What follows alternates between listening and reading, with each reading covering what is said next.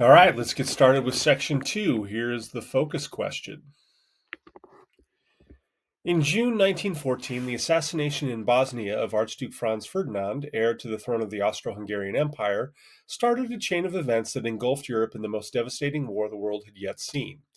European nations that were engaged in the scramble for colonies had entered into a series of alliances that sought military domination in Europe. Austria-Hungary soon declared war on Serbia. Because of the alliance system, Britain, France, Russia, and Japan soon found themselves at war with the Central Powers, Germany, Austria-Hungary, and the Ottoman Empire, which included modern-day Turkey and much of the Middle East. After initial German victories, the war became mired in a long stalemate of bloody and indecisive battles. New technologies such as submarines, airplanes, machine guns, tanks, and poison gas produced unprecedented slaughter. In the 5-month Battle of Verdun in 1916, some 600,000 French and German soldiers died. 10 million soldiers and uncounted civilians perished in the conflict. The Great War inflicted a blow on the optimism and self-confidence of Western civilization, whose philosophers and statesmen had long celebrated reason and progress. The war also shocked the socialist and labor movements, which had valued international working-class solidarity over nationalism, only to see workers of different nations kill each other for their national governments.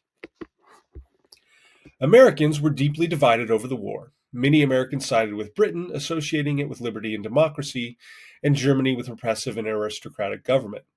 Others, particularly German and Irish Americans, opposed supporting the British. Immigrants from Russia, especially Jews, also did not want America to support Russia and its Tsar, and the despotic Russians' alliance with Britain and France made it hard to believe that the war was a conflict between democracy and autocracy. Many feminists, pacifists, and social reformers believed peace was necessary for reform at home, and they opposed American involvement. Wilson at first proclaimed U.S. neutrality, but naval warfare disrupted America's commerce and threatened America's neutral stance. In May 1915, German submarines sank the British liner Lusitania, killing nearly 12,000 passengers, including 124 Americans.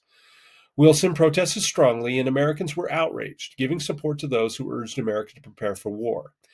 Advocates of preparedness, including Theodore Roosevelt and businessmen with ties to Britain, America's greatest trading partner and recipient of more than $2 billion in wartime loans from U.S. banks, Wilson was strongly pro-British and called Germany a natural enemy of liberty, and by the end of 1915 ordered preparedness to begin.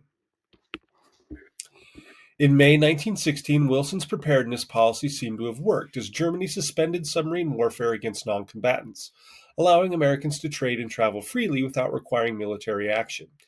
"He kept us out of war" became Wilson's campaign slogan in the 1916 presidential election. The Republican Party was reunited, and its candidate, Charles Evans Hughes, lost to Wilson by only a narrow margin, including the votes of women in Western states.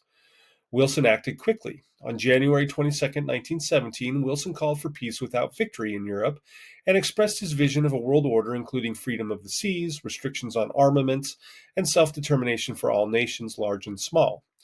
Germany soon resumed its submarine warfare against ships sailing to or from Great Britain and sank several American merchant ships, gambling it could starve Britain into submission before America intervened militarily. In March 1917, British spies made public the Zimmermann telegram, a message by the German Foreign Secretary Arthur Zimmermann to Mexico asking it to declare war against the U.S. and regain its territory lost in the Mexican War.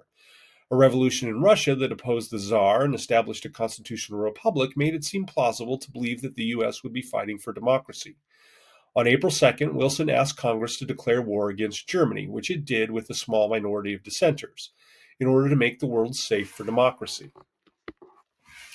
By the spring of 1918, when American troops arrived in Europe, the Communist Revolution, led by Vladimir Lenin in Russia the previous November, had led to the withdrawal of Russia from the war. Lenin also exposed secret treaties by which the Allies had agreed to divide conquered territory after the war, embarrassing Wilson. In January 1918, Wilson reassured the public that the war was a righteous cause by issuing the 14 Points, which stated American war aims and providing his vision of a new international order. This involved self-determination for all nations, freedom of the seas, free trade, open diplomacy, the adjustment of colonial claims with the colonized, and the establishment of a general association of nations to preserve peace.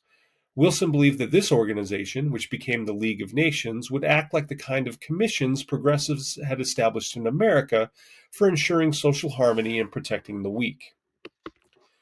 By September, nearly 1 million Americans helped turn the tide of the war and pushed German forces in retreat, especially in the Meuse-Argonne campaign. This campaign left 100,000 American soldiers dead and wounded and was one of the most significant and deadliest battles in American history. With his forces retreating, on November 9th, the German Kaiser abdicated the throne, and 2 days later, Germany sued for peace. Over 100,000 Americans died, a number comprising only 1% of the 10 million people killed in the war. So, that was the second section. We'll be back for the third.